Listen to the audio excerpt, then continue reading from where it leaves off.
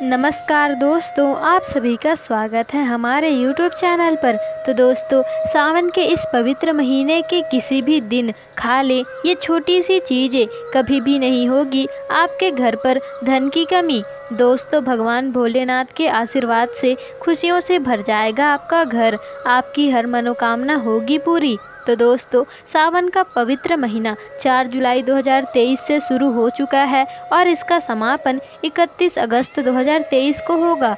दोस्तों, सावन के पवित्र महीने का पहला सोमवार का व्रत 10 जुलाई 2023 को पड़ेगा। इस दिन भूलकर भी आप वेद पुराणों के अनुसार 5 गलतियां कभी ना करें, वरना ना केवल आपका व्रत खंडित हो जाएगा बल्कि व्रत से मिलने वाले पुण्य भी आपको नहीं मिल पाएंगे। तो इस वीडियो में हम आपको आज बताएंगे शिव पुराण के अनुसार वह कौन सी छोटी सी चीज़ है जिसका सेवन अगर आप सावन के पवित्र महीने में कर लेते हैं तो भगवान भोलेनाथ की आपको असीम कृपा प्राप्त होगी।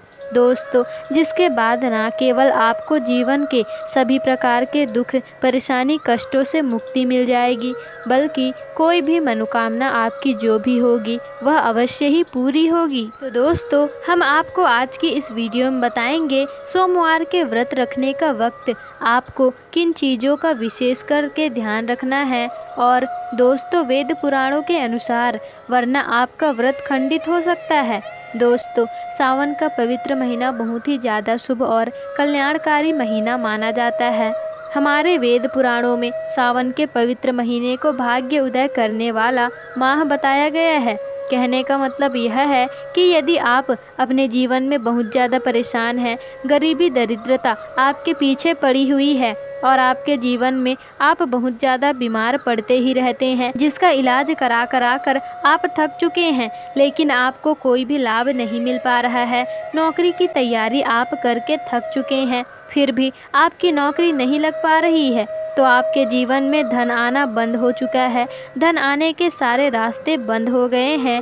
कुल मिलाकर आप सभी तरफ से बाधाओं से और कष्टों से घिर चुके हैं। तो सिर्फ आप सावन के पवित्र महीने के दौरान 2-4 मिनट का समय निकालकर भगवान भोलेनाथ की पूरी विधि विधान से पूजा कर लीजिए, जैसा हम आपको आज की वीडियो में बताने जा रहे हैं। तो दोस्तों, आपको साक्षात भोलेनाथ का वो आशीर्वाद मिलेगा जिससे जीवन के सभी प्रकार के कष्टों से आपको मुक्ति मिल जाएगी। तो दोस्तों, हमारे प्राचीन ग्रंथों में साफ साफ लिखा हुआ है कि सावन के इस पवित्र महीने में जो भी व्यक्ति, जो भी भक्त भोलेनाथ को सच्चे दिल से पुकारता है, भोलेनाथ उस व्यक्ति की जरूर सुनते हैं और उस व्यक्ति का हर संकट हर लेते हैं।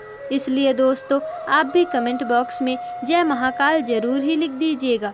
दोस्तों, सावन के इस पवित्र महीने का पहला सोमवार का व्रत 10 जुलाई को पड़ रहा है, दूसरा सोमवार का व्रत 17 जुलाई को पड़ रहा है, तीसरा सोमवार व्रत 24 जुलाई को पड़ रहा है और चौथा सोमवार का व्रत 31 जुलाई को पड़ रहा है।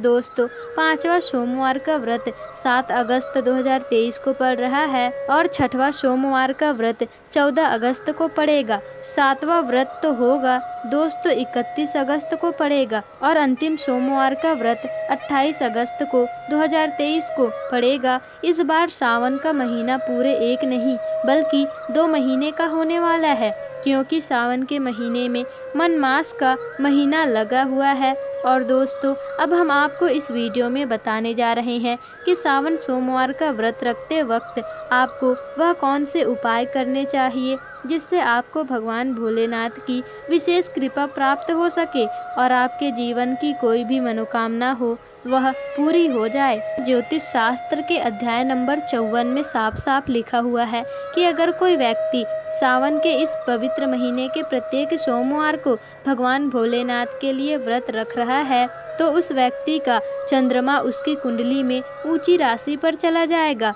और अगर आप भोलेनाथ के मंदिर जाते हैं और भोलेनाथ के मंदिर जाकर के शिवलिंग पर 1 लोटा तांबे के लोटे में से आप जल अर्पित करते हैं भगवान भोलेनाथ को, तो इससे भगवान भोलेनाथ का आपको वो आशीर्वाद मिलेगा जिसके बाद आपका भाग्य उदय हो जाएगा। इस बात का विशेष करके आपको ध्यान रखना है। आप ध्यान रखिएगा, जब भी आप भगवान भोलेनाथ को जल अर्पित करें, आपका मुख उत्तर की तरफ होना चाहिए, क्योंकि उत्तर की तरफ माता पार्वती जी और भगवान भोलेनाथ का वास होता है।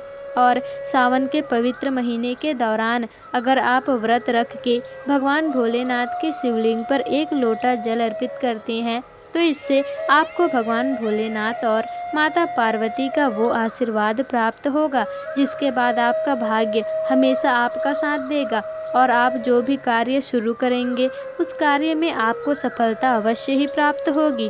और दोस्तों, अगर आप सावन के इस पवित्र महीने के प्रत्येक सोमवार को भगवान भोलेनाथ के लिए व्रत रख रहे हैं और मंदिर में जाकर के भगवान भोलेनाथ को चंदन का लेप लगाते हैं, तो ये तंत्र शास्त्र के अध्याय नंबर 31 में साफ साफ लिखा हुआ है कि इससे भगवान भोलेनाथ की आपको असीम कृपा प्राप्त होती है, जिसके बाद आपको वैभव और ऐश्वर्य की प्राप्ति होती है।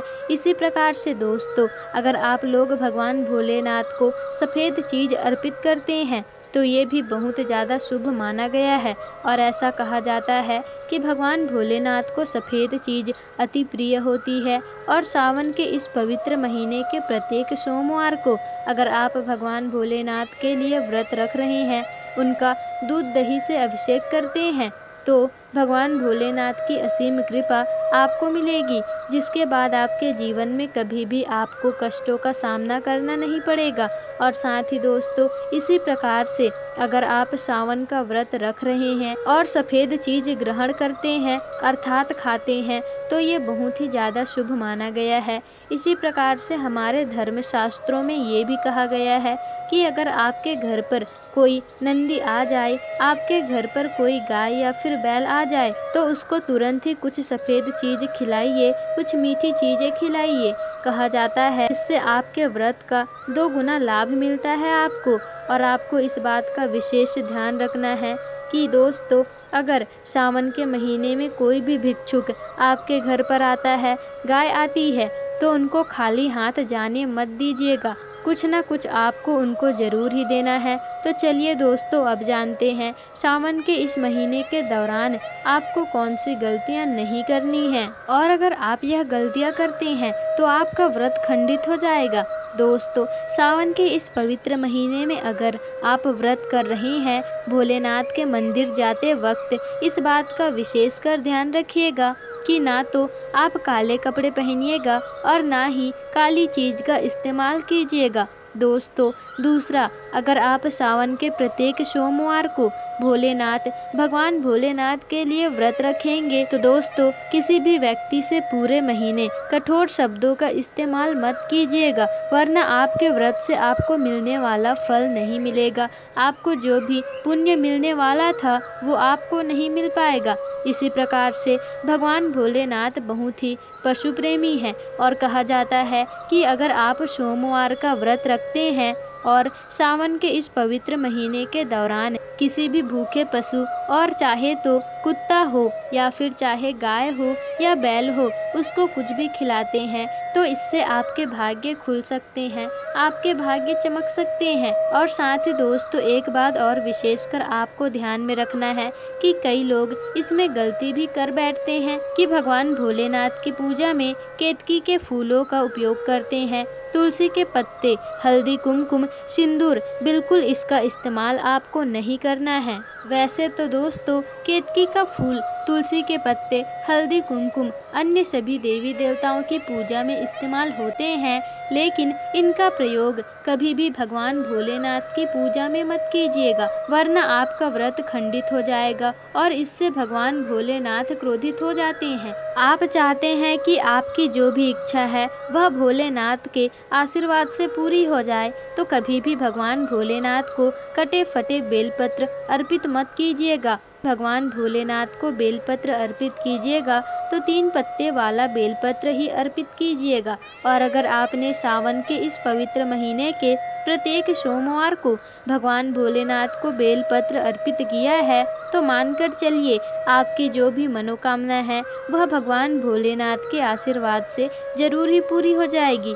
तो दोस्तों, अगर आप लोग सोमवार का व्रत रख रहे हैं तो सोमवार का व्रत करते वक्त आप लोग फल का ही सेवन करें। किन किन फलों का सेवन आपको नहीं करना चाहिए और किन किन फलों का सेवन आपको करना उचित होता है, चलिए आपको बताते हैं। तो दोस्तों, हमारे धर्म शास्त्रों में साफ साफ इस चीज़ का वर्णन मिलता है कि अगर कोई व्यक्ति सोमवार का व्रत रख रहा है तो और अगर वो व्रत के वक्त उधार मांग कर के फलों का सेवन करता है तो उसको व्रत से मिलने वाले पुण्य फलों की प्राप्ति नहीं होती है। और दूसरी तरफ अगर कोई भी व्यक्ति अपनी श्रद्धा मुताबिक आपको कुछ भी खाने को दे देता है और आप खाते हैं तो आपको उससे पुण्य की प्राप्ति होगी, मगर आपने उधार मांगकर फल खरीद करके अपने सोमवार के व्रत को पूरा किया है तो आपको आपके व्रत का पुण्य फल नहीं मिलेगा। सोमवार का व्रत हो या फिर सनातन धर्म का कोई भी व्रत हो,